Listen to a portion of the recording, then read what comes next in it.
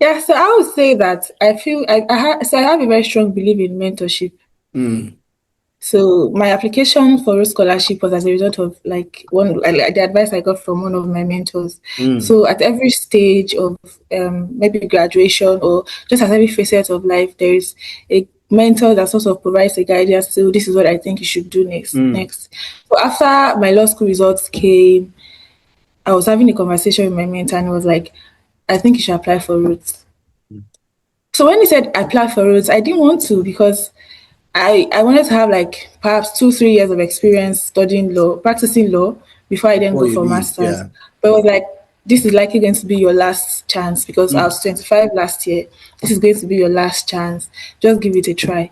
Then I went to look at the requirements, look at the qualities, Mm. like in the course of reading through the requirements for personal statement, and I just loved it because beyond qualifying, the process of applying sort of helps you find yourself.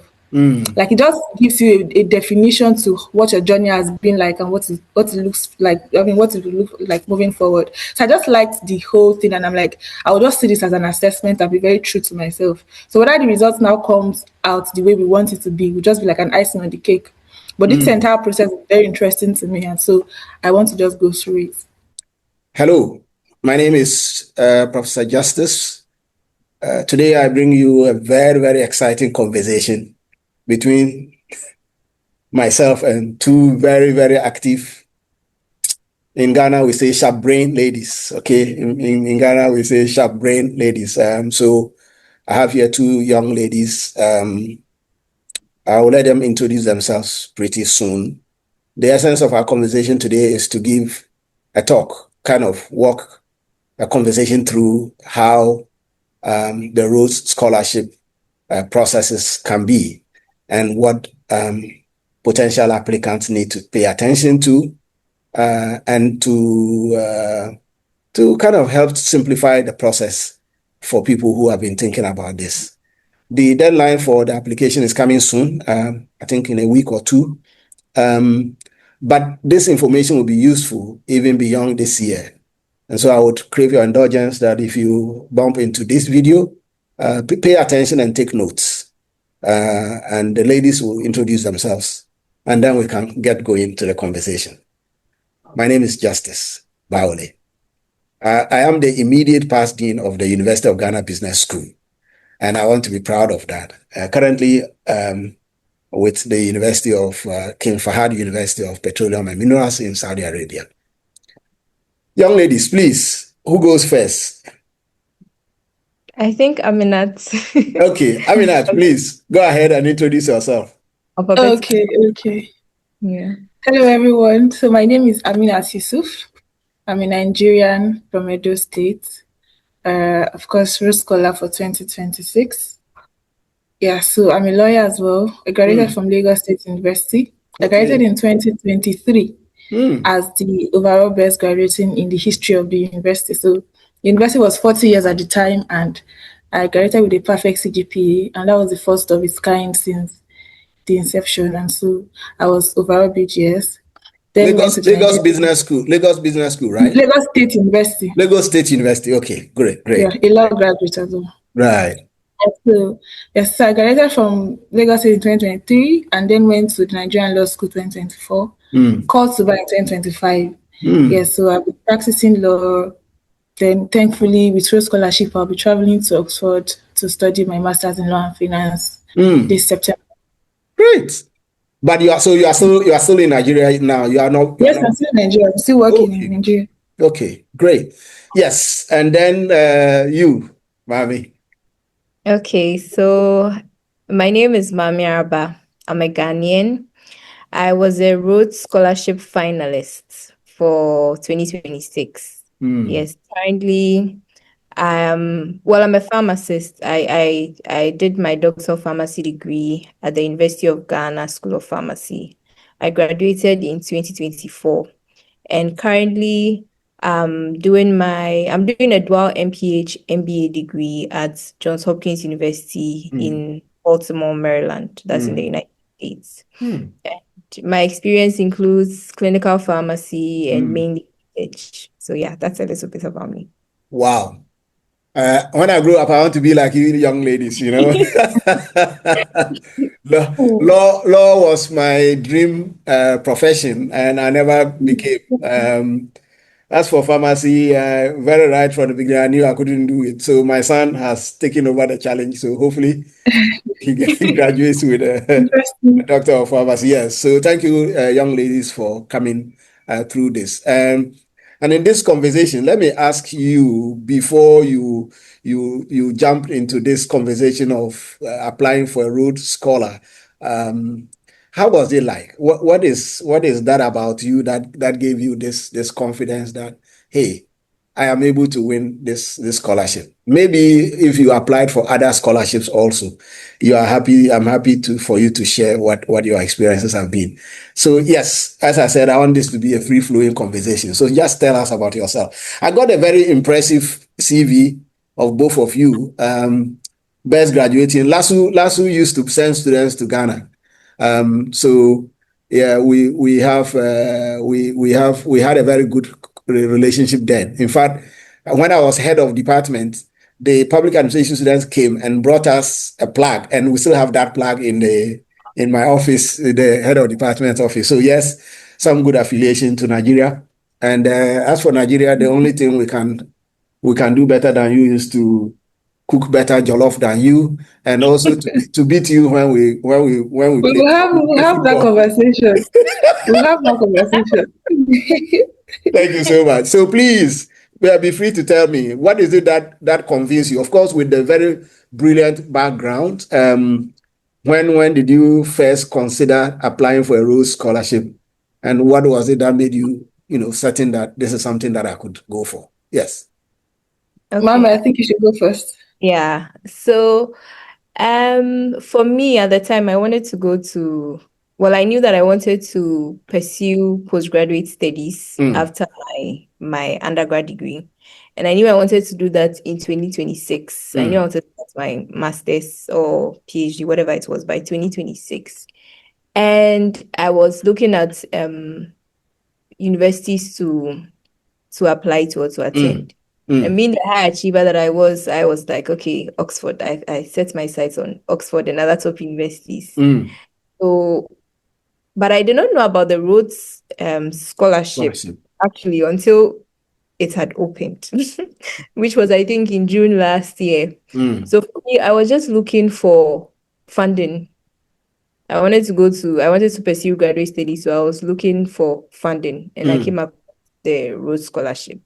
So it wasn't something that was really planned. It was more spontaneous. I had no idea about Rhodes Scholarship. That was the first time I saw it and decided to apply. Was the first time I heard about it. And I mean, as I've grown older, I've come to learn that it doesn't hurt to take a shot at anything. So I just to try. There was nothing to lose in trying. I mean, the worst that could happen is they say no, you don't end up getting the scholarship. But I mean, applying for these things also builds your character, gives you, and also professional development as well. And so at the end of the day, I mean, I may be jumping the gun here, but at the end of the day, I ended up getting a certificate, being a finalist, and I'm connected with so many wonderful people I met, like Aminat, who is a Rhodes Scholar, and other finalists. And so these are some of the experiences and the lessons I gained from this experience. And so if you see an opportunity and you think that, I mean, you qualify to some extent, you don't even need to meet all of the criteria, but if you think that you qualify to some extent, you should definitely apply yourself to the process. And it even if you don't get it, it's a form of self-development, honestly. Sure. So yeah, so that's what happened. It wasn't planned. Okay. I just happened to chance upon it, and I decided to apply. Yeah. Right. Yes. Aminat. Yeah, so I would say that I feel I have a very strong belief in mentorship. So my application for Rhodes Scholarship was as a result of the advice I got from one of my mentors. So at every stage of maybe graduation or just at every facet of life, there is a mentor that sort of provides a guidance. So this is what I think you should do next. So after my law school results came, I was having a conversation with my mentor, and it was like, I think you should apply for Rhodes. So when he said apply for Rhodes, I didn't want to because I wanted to have like perhaps 2-3 years of experience studying law, practicing law before I then What go you for need, masters. yeah. But it was like this is likely going to be your last chance because I was 25 last year. This is going to be your last chance. Just give it a try. Then I went to look at the requirements, look at the qualities, like in the course of reading through the requirements for personal statement, and I just loved it because beyond qualifying, the process of applying sort of helps you find yourself.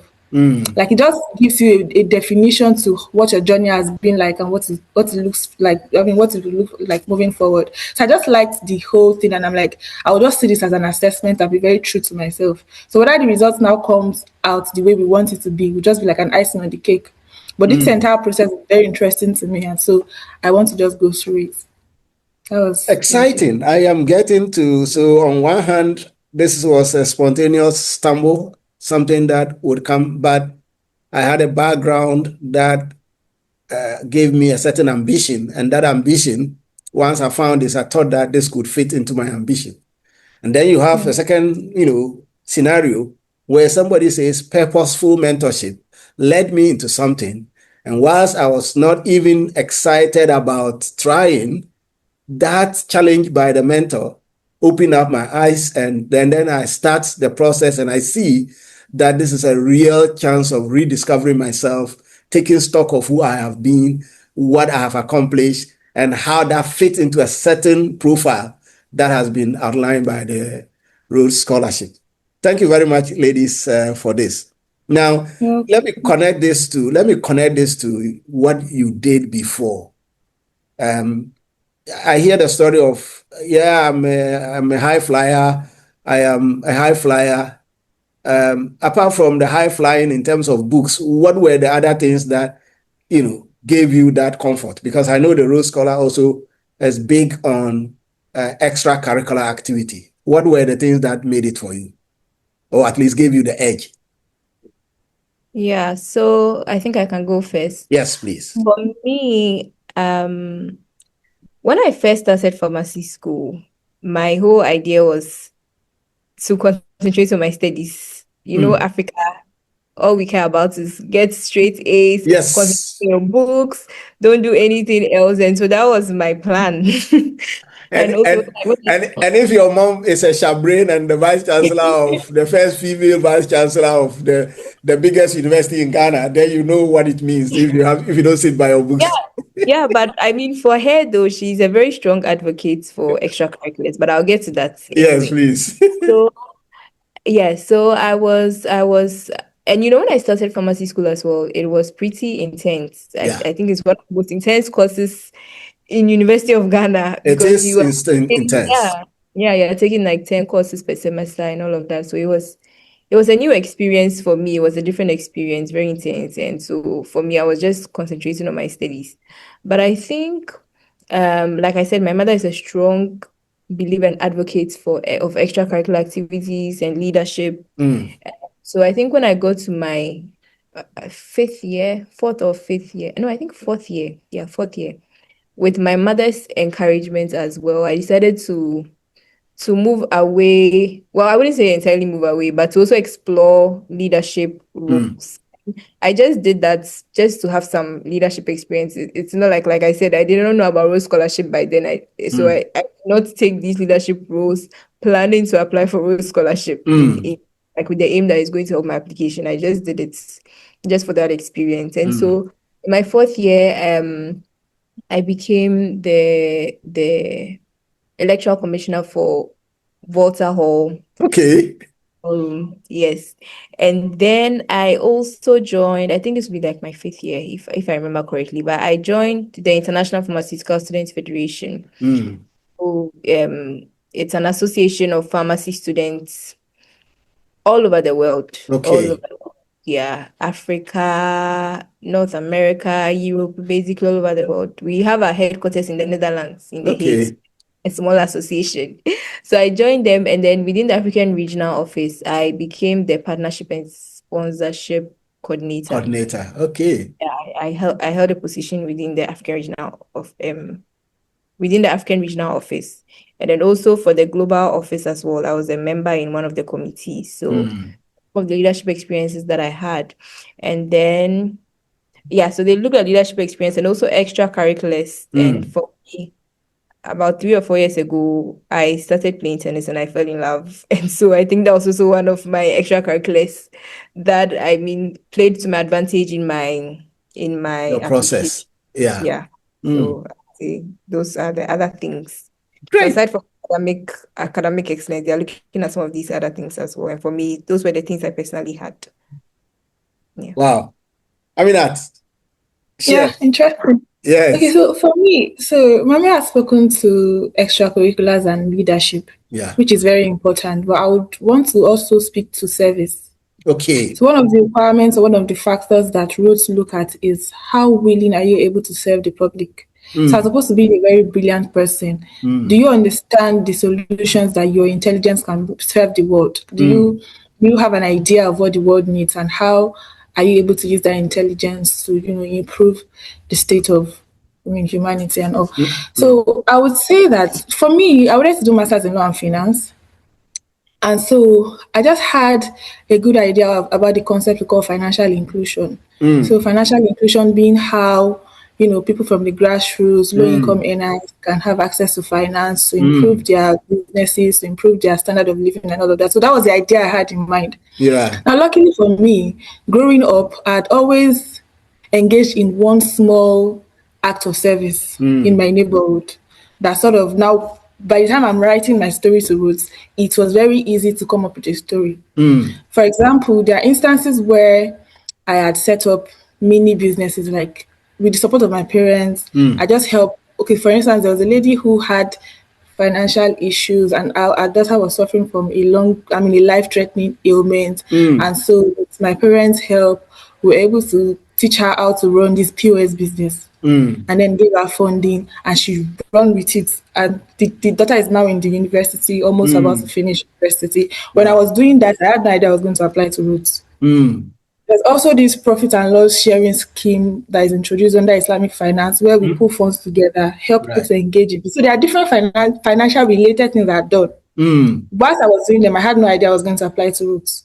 And so when the decision now came to say, okay, let me look at my story, it was very easy to pick several other activities that I had done that related to the idea of financial inclusion and also wanting to apply and get the scholarship to Rhodes. So in addition to extracurricular activities, leadership roles, it's also very important to, be able to speak to your willingness or hunger to serve the public. Community. Yeah. Of course, what is knowledge if it's not useful for community? And what is knowledge if people cannot benefit from it? And I keep insisting when I make these videos and I tell people that the most important thing you want to show up is to be able to show that you are available to serve and that you have served some community or you've done some service and all of that. And I keep insisting that many scholarships have different things they focus on. Some scholarships focus on service, leadership, community engagement, and stuff like that. And so I see here in both you and Mami, the leadership coming up, service coming up, extracurricular activity coming up. And the loudest echo I hear is that do this as part of your life. And when you need to count it, then you are able to count it. So you are not going to be doing this because you feel that I'm going to apply for a scholarship, therefore let me do this. But you are doing this because of your love for community, for passion, for service. And then when it is important to use, you see that it comes in handy. So for young people who are listening to us, this is the trick. Don't wait until when you are required. Serve community and let community benefit from you, even now before you become president. Thank you, young ladies, for talking to me on this. Now let me look at your preparation. Now let's look at your preparation towards applying. How far in advance did you have to start preparing?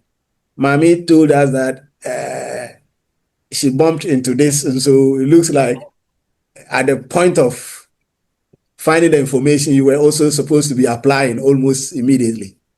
Was that kind of spontaneous application process? That was for you, that was it? Was there other things you needed to do before the start of the application?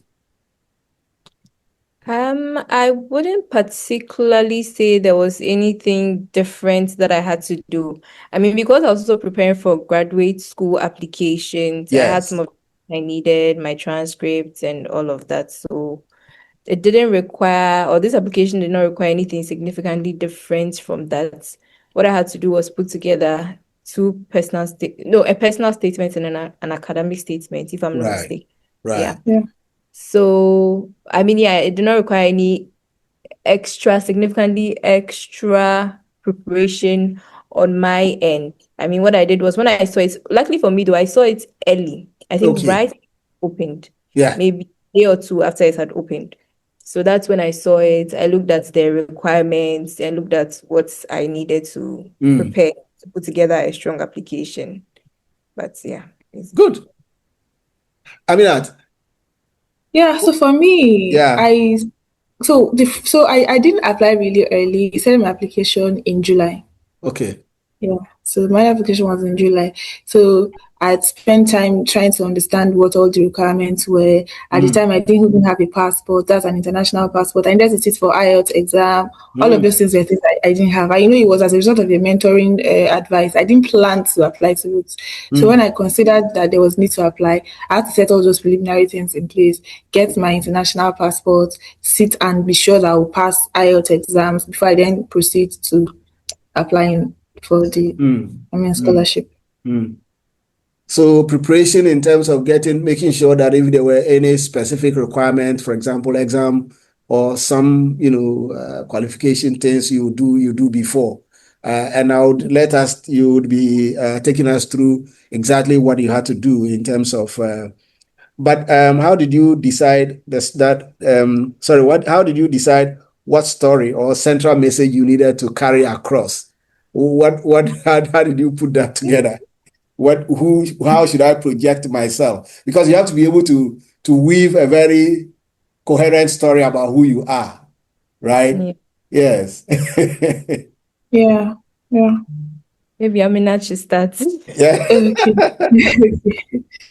Okay, so in terms of what story I wanted to tell, I was very clear on the idea that I wanted to do Masters in Law and Finance, and I wanted to have access to, the ability to serve the public. And so whilst I was thinking about how that works, in my own head, while I was thinking about it, I thought about the idea of financial inclusion. I wasn't even sure it was an actual word. I just came up with the idea that there should be something that, that allows for easy access to finance to, the larger part of the populace who don't have access to it. And so in the course of my research, I saw that a whole lot has been done. And I was even very lucky because it's an improving study. So as far back as January this year, as far back as, the 1970s, 1980s, 2000, you have materials that have spoken to financial inclusion. And even in 2025, 2026, as at January 26, there was still a publication on financial inclusion. And the deadline for Oxford application was January 28th. So it's an improving topic. It's something that a lot of people, scholars, are interested in speaking about. So it was very clear that I was going to write about financial inclusion. And so when I then look back to the story and, the kind of life I've lived thus far, and it was just very easy. That's the thing. You're just doing your own genuinely, or by virtue of the kind of person you are. So Rhodes are looking for a particular set of people with a unique kind of quality. So it's not something that you naturally fake. If it's the personality that you possess, it just becomes very easy. By the time you look through your past experiences, it becomes very easy for you to articulate and come up with an original story. Yes, so I knew I was going to speak about financial inclusion. I just went back to history to see what have I even done to, in relation to this concept. And it was very easy to come up with, the stories and also academic achievements that I've had in relation there to that as well. I see here you're talking to me about, and to all of us who will be watching this, about being authentic. Just being authentic, being yourself, doing what you love to do. And the story would stitch itself out. All you need to do is just put the pieces together. Mami, you want to take that? And also just add how your story maybe stood out, or if you like, what made your story perhaps different from other stories, stuff like that. Okay, so for me, I'll start by saying that when you are putting together your story, whether it's your personal statement or your academic statement, you need to really understand the requirements or what they are asking of you. So they have a rubric that expects you to follow, at least to a large extent or in a broader sense. And so you need to first of all follow, that rubric, answer whatever questions it is they are asking you. Because for last year, for example, I just put it up for the personal statement. The prompts were, what Rhodes Scholar quality do you display most strongly? And how are different contexts and people helping you to develop the other qualities? So, for example, for this, they are looking at you speaking on, so they have the qualities. So first of all, you need to do your research on the qualities, and then you pick the one that you display most strongly. And like Aminat, looking at whatever experiences that it is that you've had. Yeah. I think for me, it's mainly about leadership, because I've had quite a lot of leadership experience.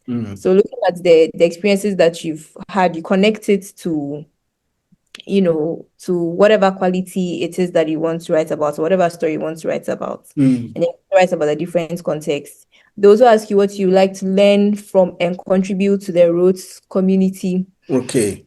And from your place in the world, how do you use your energies and talents to address humanity's pressing challenges? So looking at the second question as well, what would you like to learn from and contribute? I was speaking with my sister recently, and we were talking about when you're applying for these opportunities, these scholarships, jobs, fellowships, it's also important. It's very important for you to sell yourself and the value that you also bring to the table. Sure. And what you have to offer. You shouldn't make it seem like you are only begging. It's like, Yes. please, I need your money to go to school. Yes.